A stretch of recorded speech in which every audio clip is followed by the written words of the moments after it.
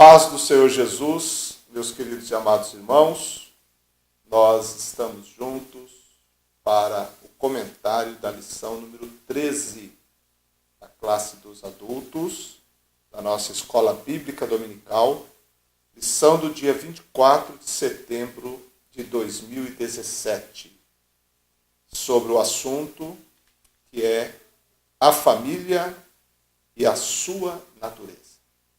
Sobre a família e a sua natureza. Textual diz: portanto deixará o varão o seu pai e a sua mãe, e apegar-se-á à sua mulher, e serão ambos uma carne. Gênesis 2, 24.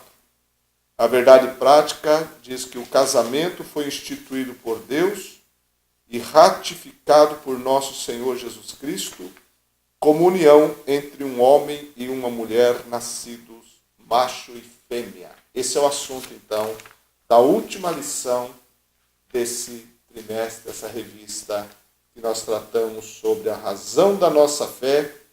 Assim cremos, assim vivemos. E está comigo o pastor Sebastião, e nós vamos juntos, então, comentar sobre esse importante assunto, não é, pastor Sebastião? A paz do Senhor, meus irmãos, pastor Edivaldo, graças a Deus, nós estamos realmente diante de um assunto de suma importância, um assunto de velha data, né?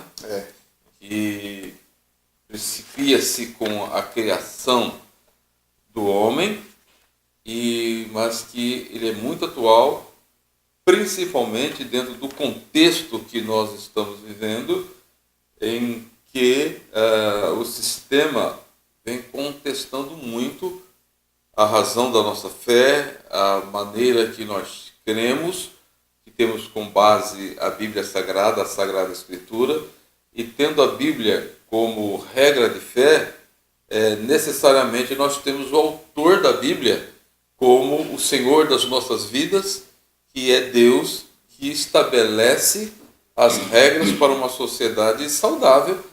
E, partindo desse princípio, tem aí a família.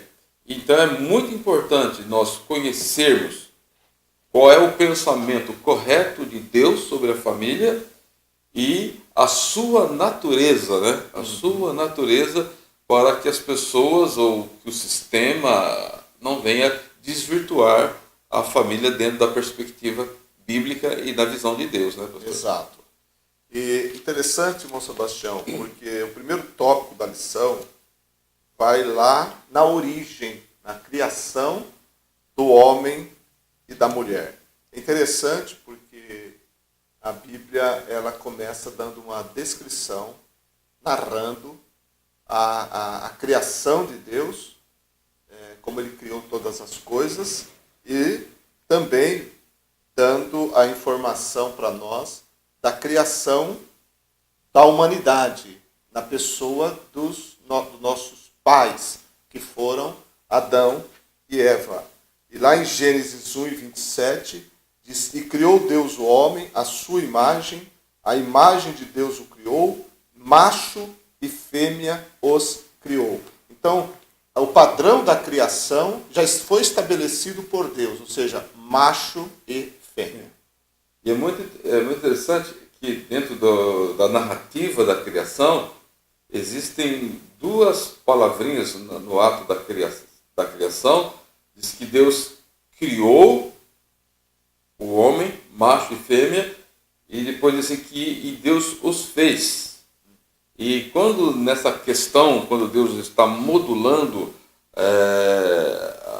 a raça humana, o macho e fêmea, uma das coisas que nós vamos perceber, isso é notório, que dentro dos vários sistemas que compõem o gênero humano, né, o sistema circulatório, o sistema nervoso e assim por diante, e tem o sistema reprodutivo. E dentro da questão do sistema reprodutivo, Deus constitui o macho com um sistema reprodutivo diferente do da mulher, para que na união do macho e da fêmea pudesse procriar-se e produzir uma nova vida, e isso partiu do próprio Criador, né? Foi. Porque quando Deus os fez, a ordem de Deus foi esta: crescer e multiplicar. Né? Já está o aspecto da procriação, que só é possível, claro, pela criação de Deus do macho e da fêmea. Né? Esse é o padrão estabelecido por Deus, já na criação. Por isso que quando Jesus foi argumentado com relação ao divórcio, já quando ele exercia o seu ministério na terra, ele disse lá que Deus criou macho e fêmea, e o que Deus uniu não separe. Isso vem do princípio da criação. Ele foi lá no princípio. Ele disse assim, isso vem desde o princípio. E essa regra não muda, né? Porque eles estavam, o pessoal daqueles dias estavam presos a Moisés, mas Jesus foi mais longe, né? Foi mais longe. Ele foi na criação. Então, pelo que a gente percebe, irmão Sebastião, o princípio da criação é um princípio inalterado. Não tem como. Não pode ser alterado. Né? Por mais que a ciência se debruce em cima para tentar mudar isso, né, dentro da visão social que se tem hoje, não consegue. Porque foi Deus que assim criou. A Bíblia é muito clara. E Deus criou e fez os macho e fêmea. Não tem como mudar isso. É verdade. E quando fala da formação da mulher, também a lição apresenta isso, ela traz uma questão importante, porque quando diz que Deus criou a mulher, lá em Gênesis 2:7 também, daí por diante, está no versículo 18, do capítulo 2 de Gênesis, que ela é uma auxiliadora, é uma ajudadora do homem. E aqui é importante a gente sempre entender isso, com relação a essa palavra auxiliadora, ajudadora, não quer dizer que a mulher foi criada inferior ao homem. Tanto que o que a Bíblia mostra é o seguinte, que a imagem e semelhança de Deus não estava apenas em Adão, mas estava também em Eva. Porque os dois, a humanidade foi criada à imagem e semelhança de Deus. A mulher, em momento algum, no ato da criação, foi criada inferior ao homem. Porque essa ideia de inferioridade, geralmente ela partiu depois da queda, né? Porque quando nós analisamos no ato da criação, a gente percebe essa igualdade. Só numa questão de hierarquia, a gente vamos ver lá na frente, que Deus coloca o homem como cabeça, né? Mas a questão da igualdade é exatamente isso. Quando nós analisamos porque Eva pegou o fruto e deu para Adão e tal, então a partir desse momento tem uma mística da inferioridade da mulher, que na questão no contexto histórico nós vamos ver que chegou a reduzir a mulher basicamente a nada, né? E não é esse o conceito teológico, bíblico e de Deus, né? Da mulher. Porque a questão, até o pastor comentarista, ele cita a igualdade ontológica. E o que quer dizer ontológico? Quer dizer, é uma área da filosofia que diz respeito ao ser, à existência do ser e o que compõe o ser, né? E nessa questão, homem e mulher, na questão do ser, são a mesma coisa. A diferença, é clara, está na sexualidade, né?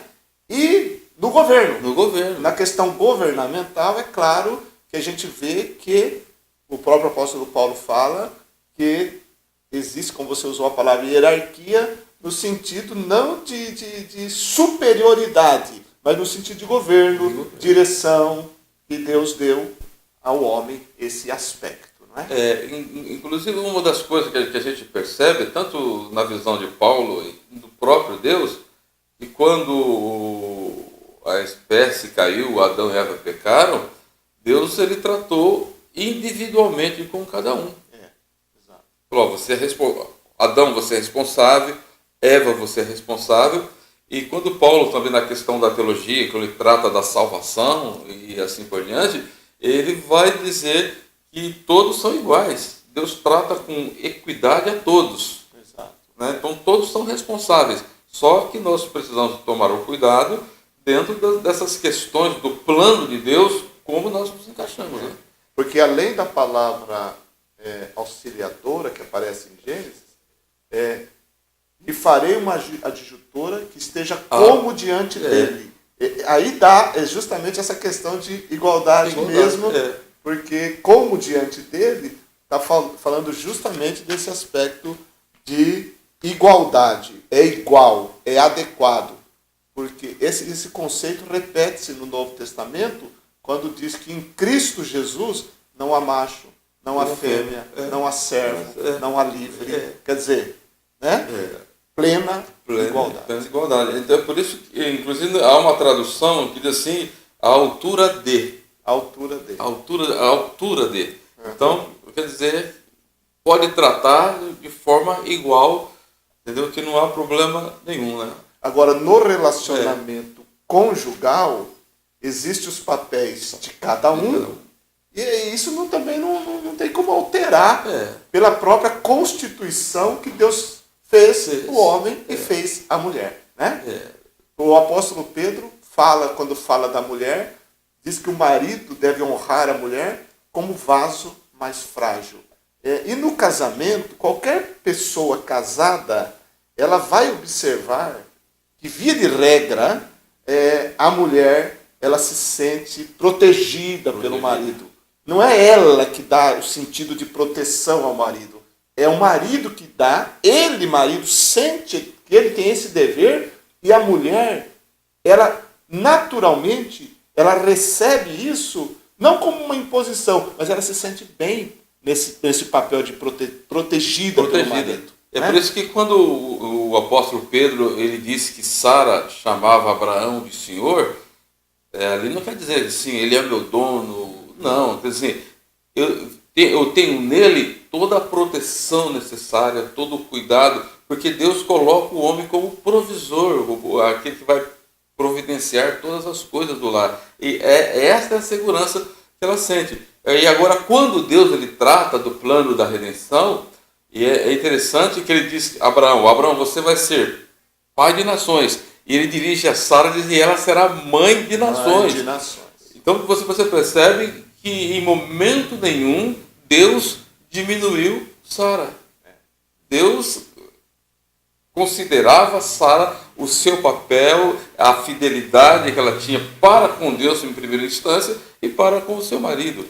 E pensando também no aspecto da própria criação, porque quando Deus diz, a narrativa lá do Gênesis fala que falhei uma adjutora que esteja como diante dele, ele fez e ele deu ela para Adão.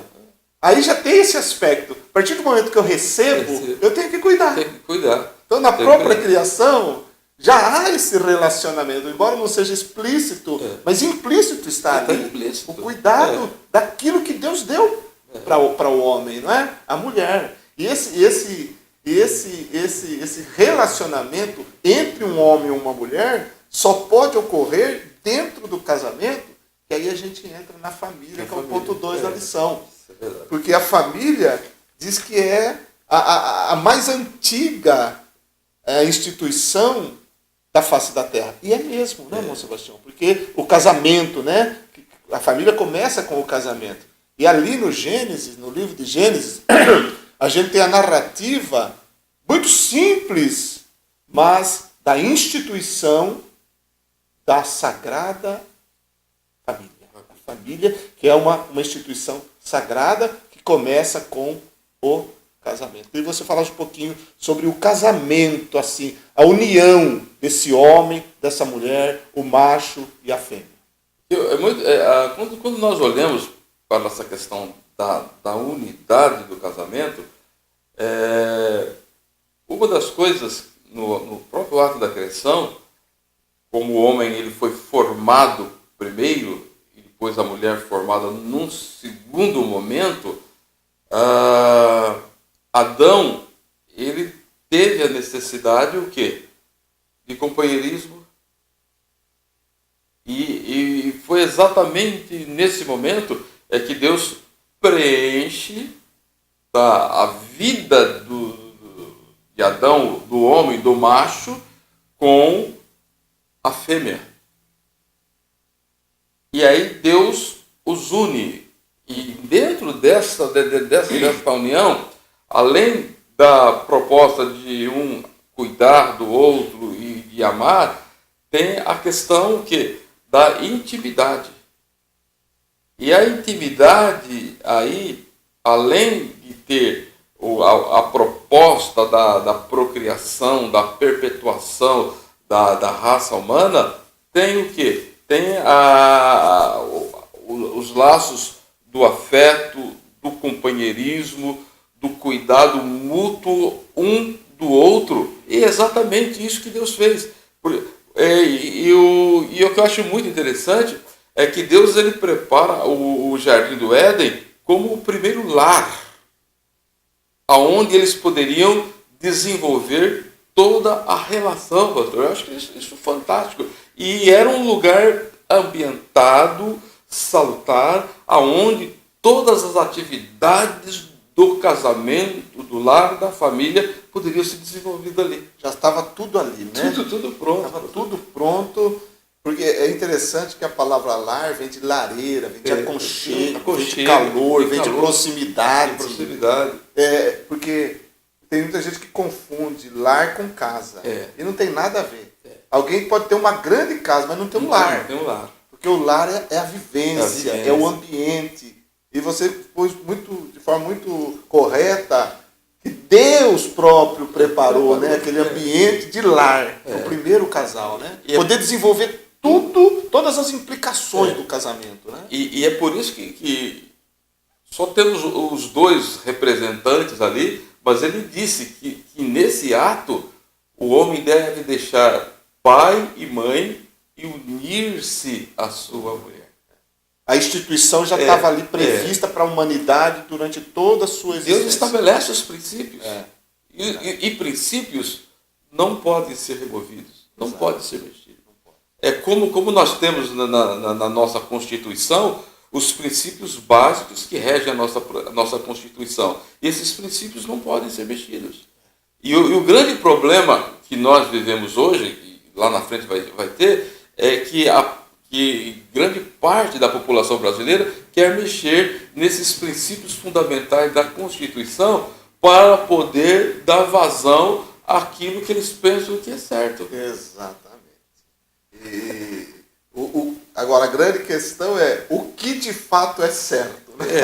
O que de fato é certo. Agora, se existe uma verdade absoluta, o certo é esta verdade absoluta. Então vamos tirar qualquer verdade absoluta e vamos trazer uma verdade então que seja relativa. Né? Seja relativa. Só que quando a gente vai para as Escrituras, a gente vê que existem verdades absolutas instituídas pelo Criador. A partir do momento que você pressupõe, você considera que há um Criador, você tem que considerar que existem verdades absolutas que ele determinou. E aí não dá para mexer. Mas, então, eu quis falar um pouquinho sobre o casamento, que é a mais fundamental de todas as relações sociais, porque, para depois a gente voltar um pouquinho nesse ponto 2, que fala do conceito de família entre os hebreus, o papel da mulher na sociedade israelita, mas pensando um pouquinho mais no casamento, nós já citamos aqui, e a lição fala sobre os 3 princípios básicos sobre o casamento, que é a monogamia, a heterossexualidade e a indissolubilidade do casamento. São 3 pilares importantes com relação ao casamento. Aí entra na monogamia, e a gente deve pensar um pouquinho agora então, o que é a monogamia? É um homem e uma mulher. Deus criou uma mulher para Adão. Deu a ele a sua esposa. Quando Adão disse assim, deixará o homem, seu pai e sua mãe, unir-se-á a sua mulher. Monogamia. Suas não, a sua mulher. E pensando um pouquinho sobre isso então, quando a gente lê o Antigo Testamento, a gente vê alguns exemplos que fogem um pouco, ou fogem bastante, até do padrão estabelecido por Deus. Não é? Mas a gente tem que entender que a maioria esmagadora das famílias, nos tempos bíblicos, era formada por um homem e uma mulher. O que a gente vê de mais que isso, ou às vezes uma poligamia, que inclusive tem exemplos na Bíblia também, desse caso, que infelizmente o mundo, a cultura caminhou para isso, Mas a grande verdade é que a maioria era constituída por um homem e por uma mulher.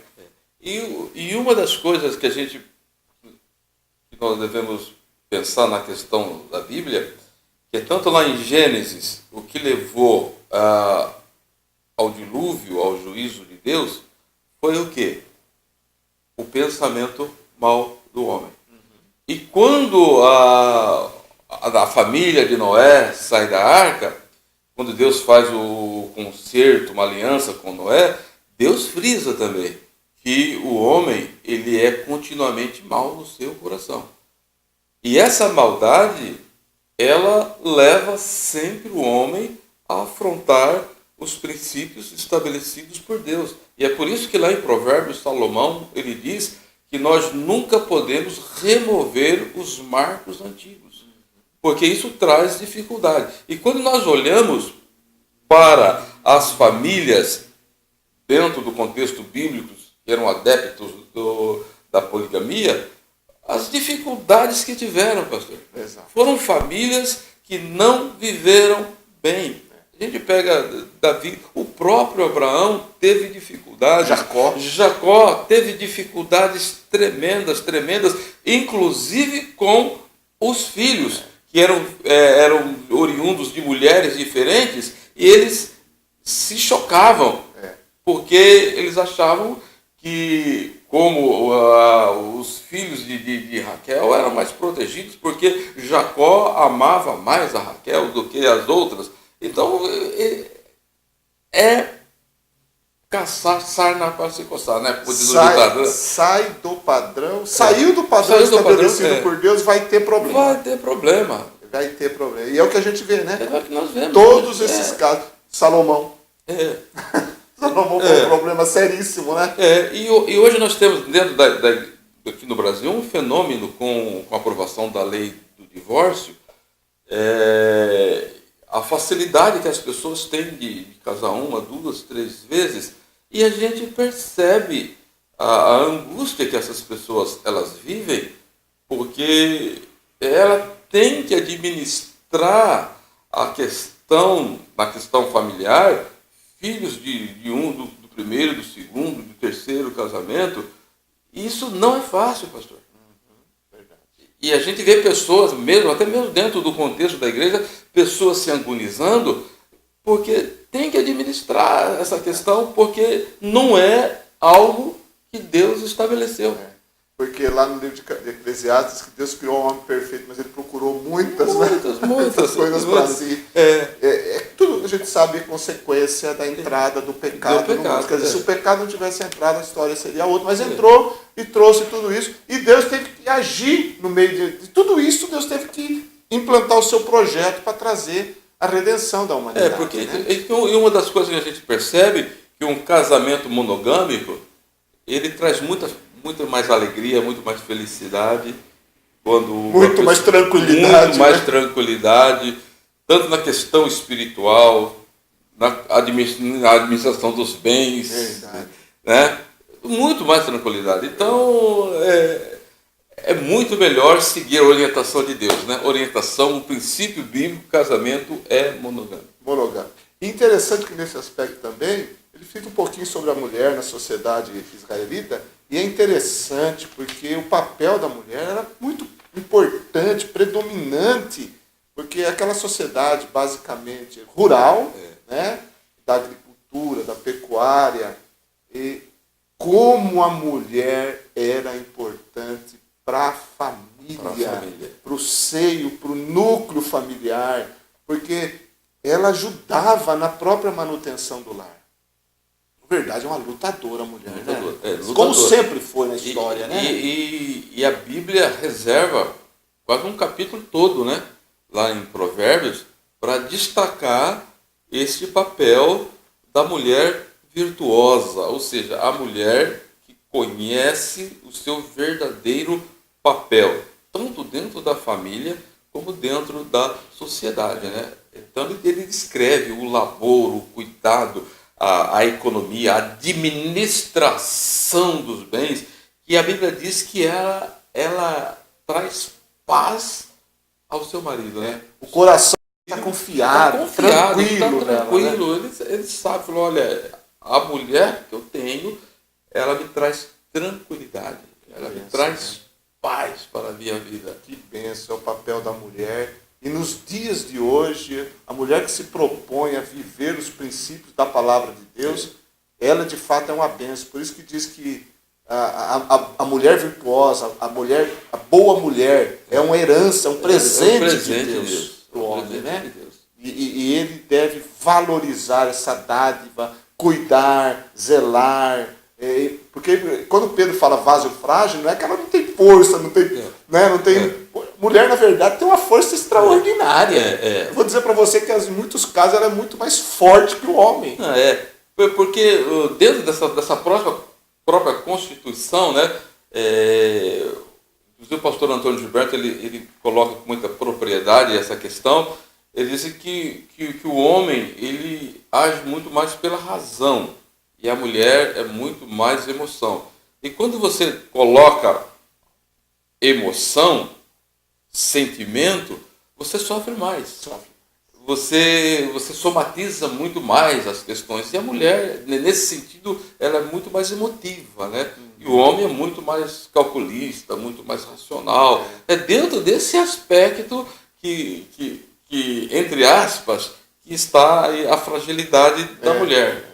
E aí a gente vê a junção. Né? A junção. Junta os o dois, equilíbrio, dá o né? equilíbrio, né? A harmonia do lar está exatamente nisso. É verdade.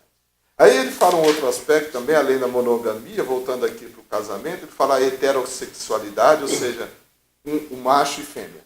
Eu estava ouvindo uma reportagem com relação ao Chile, que agora eles estão trabalhando uma lei que vai tirar do conceito de família a união de um homem e mulher, macho e fêmea. Que basicamente, lá e na maioria dos países, existe que o casamento é a união de um homem com uma mulher. E lá eles estão querendo mudar para tirar esse negócio de um homem e uma mulher, que a família e o casamento será a união de duas pessoas. Porque aí você deixou aberto. Não é mais homem e mulher.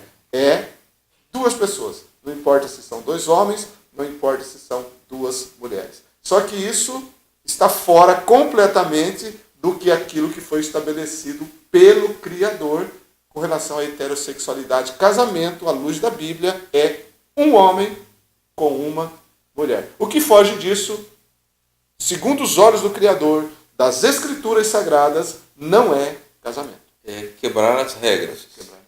E quebrar regras e quebrar princípios à luz da palavra de Deus, isso é pecado. E pecado é punido pela justiça de Deus. Então, é por isso que Deus ele é muito cuidadoso na revelação, né, pastor? Lá em Gênesis capítulo 4 e versículo 1, e depois lá no 25, que a lição ela vai estar dizendo assim, e conheceu Adão a Eva, sua mulher, e ela concebeu, e teve a Caim, e disse, alcancei do Senhor um varão. Essa expressão aqui eu acho muito linda, porque o ser humano, na sua constituição, Deus abençoou e deu o poder de que ele venha reproduzir a espécie humana. Né? E lá no capítulo 5 e versículos 1 e 2, vai dizer isso aqui, ó.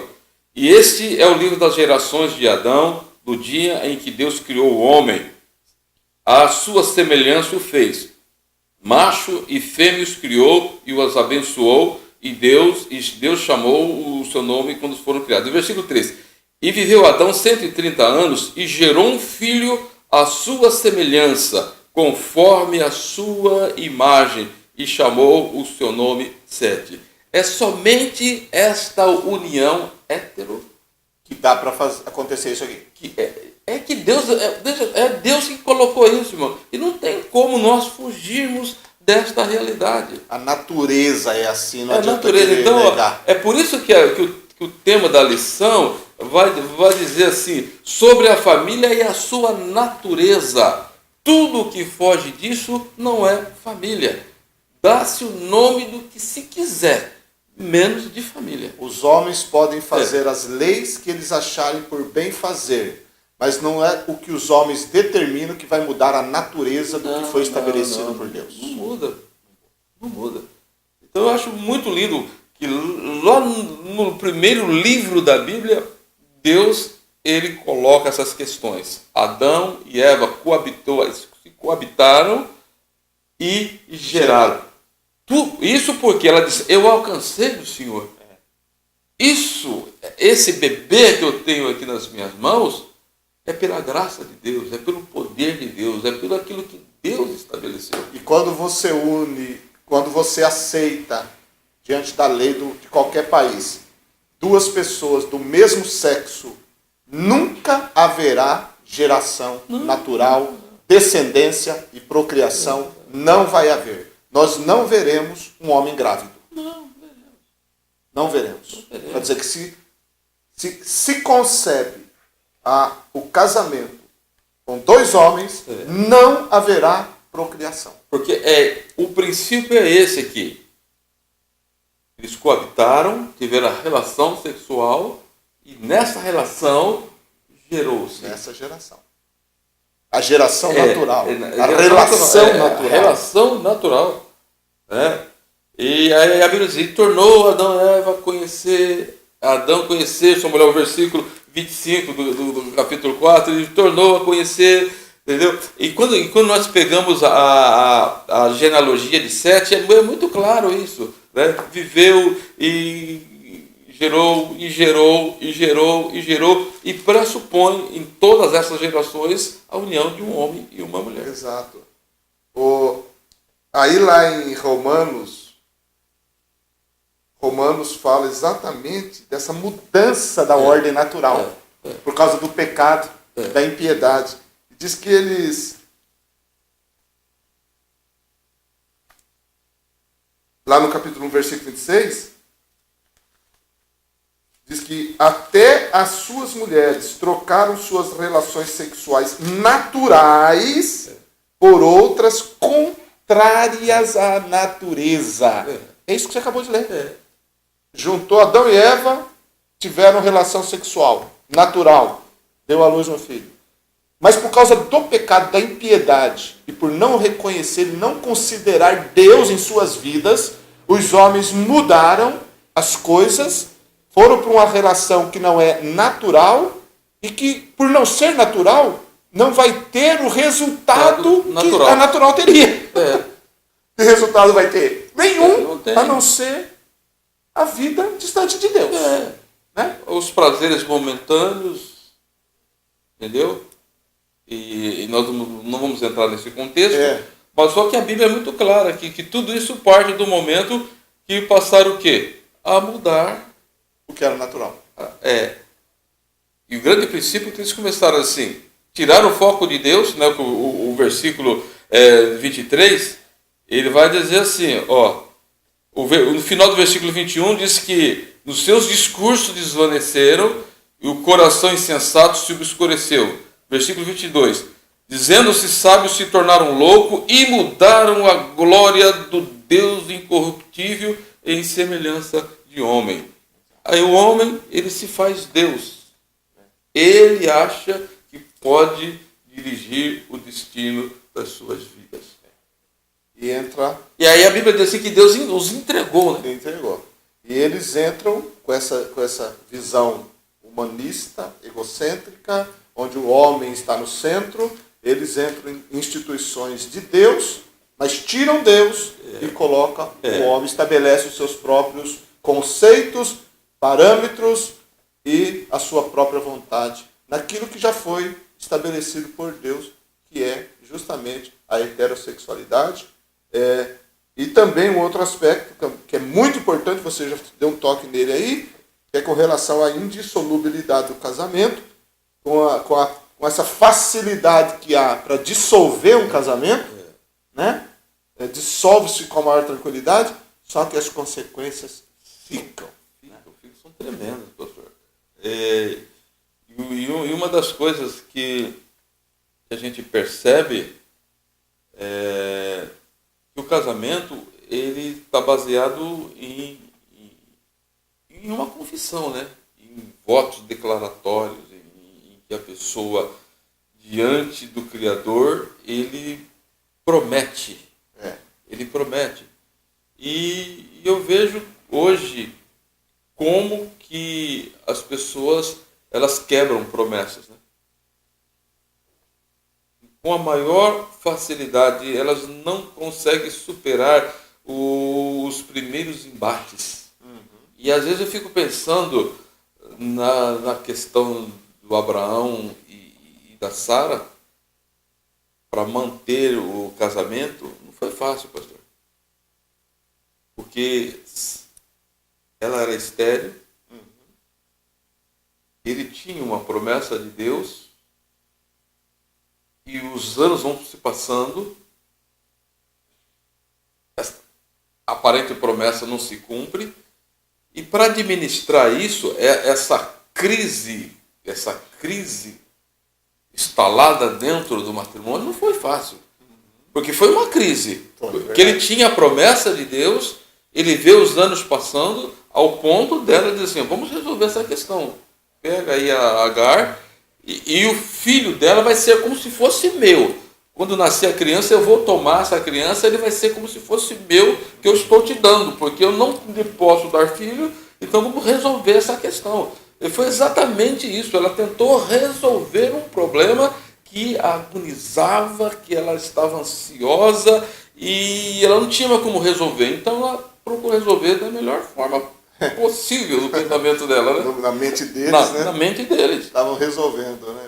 E é interessante que depois, quando Deus cumpre e Sara dá luz e dá o conflito, né, entre as duas, e que Sara exige de Abraão que ela mandasse o Ismael embora, e Abraão ficou pesaroso, né? Porque era filho das suas entranhas, né?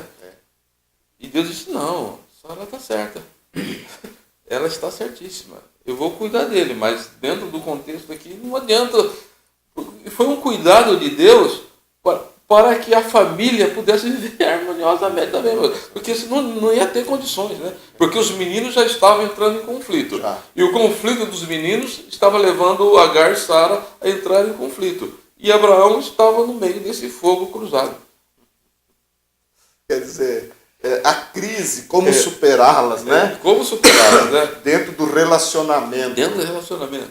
E quando a gente pensa nisso... E Deus foi o quê? Pela preservação do casamento. Do casamento. Preservação do casamento. Do casamento. E ia levar avante o seu projeto do Filho da Promessa.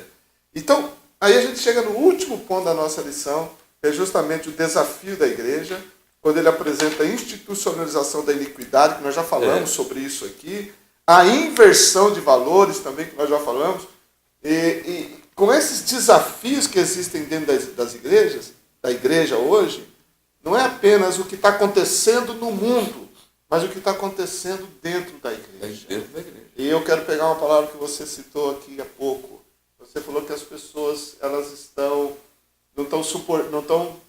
estão conseguindo vencer, não estão conseguindo superar as situações. As pessoas estão parece que não estão considerando as coisas de fato importantes, e até muitas pessoas se dizem crentes, cristãos, eles em vez de enfrentar as crises do casamento, eles preferem partir para uma dissolução do casamento, quebrando aquilo que foi instituído por Deus. Isso também é um desafio da igreja nos dias de hoje. Porque eu tenho que partir do seguinte princípio. Qual é a importância do casamento no plano divino? Qual é a importância do casamento no plano divino? Se eu consigo entender qual é a importância, eu vou lutar por isso. Exatamente. É a mesma coisa, o esforço que eu tenho de preservar a minha salvação, a minha vida de comunhão com Deus, é esse o mesmo esforço que eu tenho que ter pelo meu casamento. Perfeito.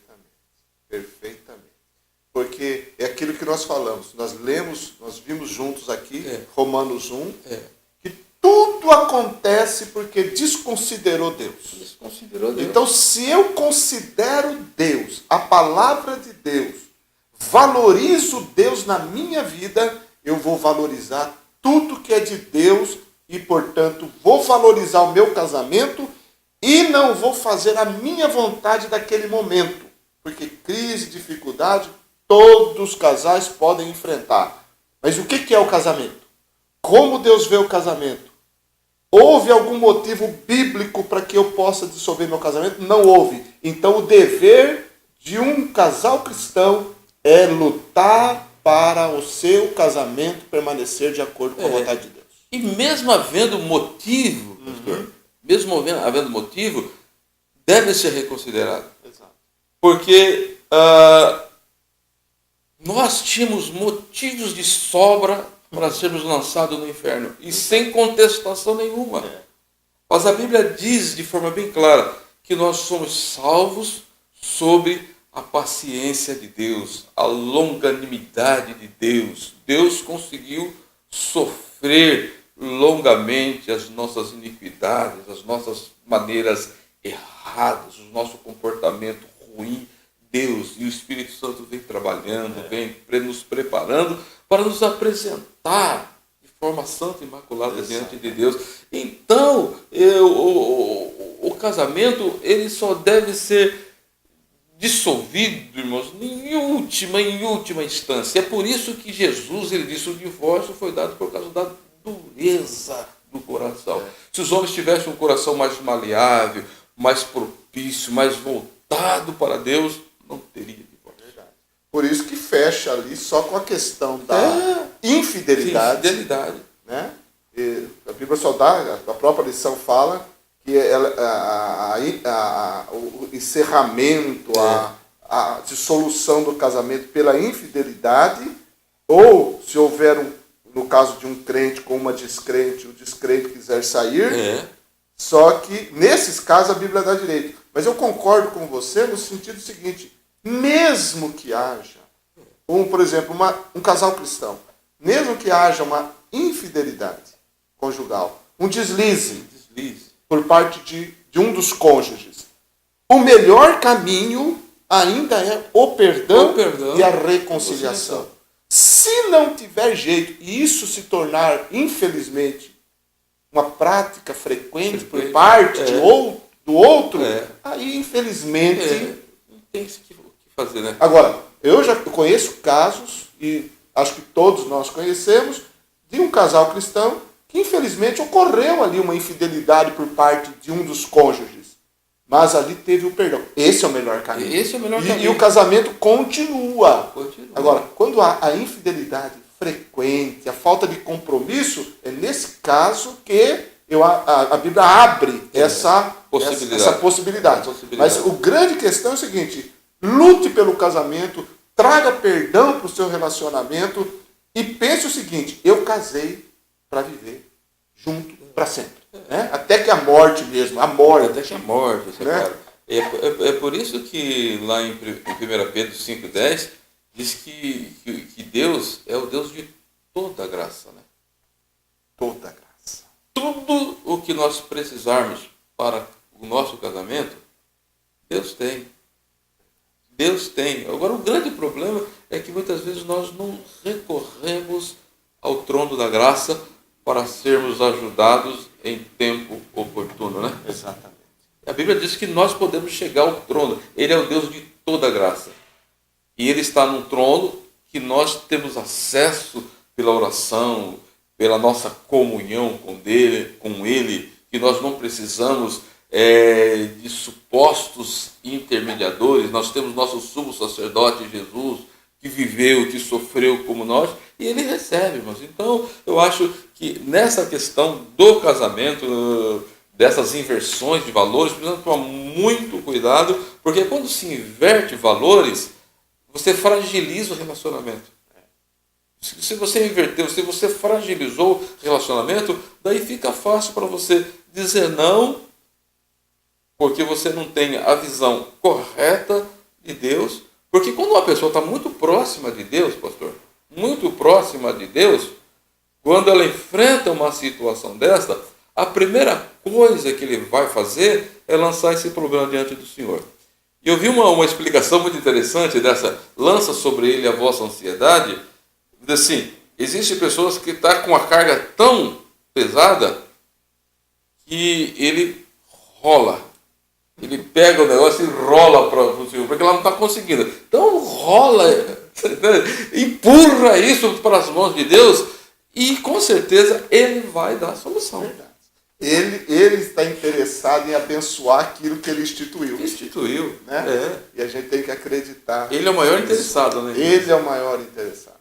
Então a grande questão diante desse assunto sobre a família e a sua natureza é que a gente está vivendo um ataque frontal à família. Mas não adianta a gente que se diz que somos crentes, que cremos na palavra de Deus, que temos Jesus como nosso Salvador, apontar o dedo para o mundo e ver os erros do mundo e não concordar, é claro, com as obras infrutuosas das trevas, esse conceito que está tendo no mundo, e esquecermos aquilo que está dentro dos nossos arraiais, que é a facilidade para casais se separar e casar de novo. Isso também está errado, completamente fora dos padrões da palavra de Deus. Então não adianta apontar o dedo para o mundo e aceitar uma prática que Deus odeia, que é o divórcio, dentro dos arraiais cristãos. Não adianta a gente falar casamento de homem com homem está errado, mulher com mulher está errado, isso está mesmo, mas o divórcio também está errado, porque Deus odeia o divórcio. E quase ninguém fala nisso. Agora alguém pode pensar, mas eu divorciei e casei de novo, já estou... Então, meu filho, você já está numa situação, lute por ela. Já aconteceu o problema, eu tive um problema, Deus perdoa o pecado, mas põe na tua cabeça, está casado é para viver casado. Não é isso, pastor Sebastião? É verdade. Porque o grande problema é que as pessoas hoje vivemos no estado laico e tem a igreja. Só que existem momentos que as pessoas fazem isso, né? Exato. Não, tem hora que o Estado ele quer interferir nas questões da igreja e tem hora que a igreja quer interferir também nas questões do Estado. Tá? O nosso problema, a gente tem que viver centralizado na palavra de Deus. O que Deus quer. Se Deus quer assim, vamos nos esforçar para seguir de acordo com aquilo que Deus está estabelecendo. E a família sempre foi e sempre será projeto de Deus. E lindo projeto de Deus. Queridos e amados irmãos, Deus abençoe e até o próximo trimestre agora, quando estaremos estudando as novas lições. Um grande abraço a você. Que Deus em Cristo nos abençoe.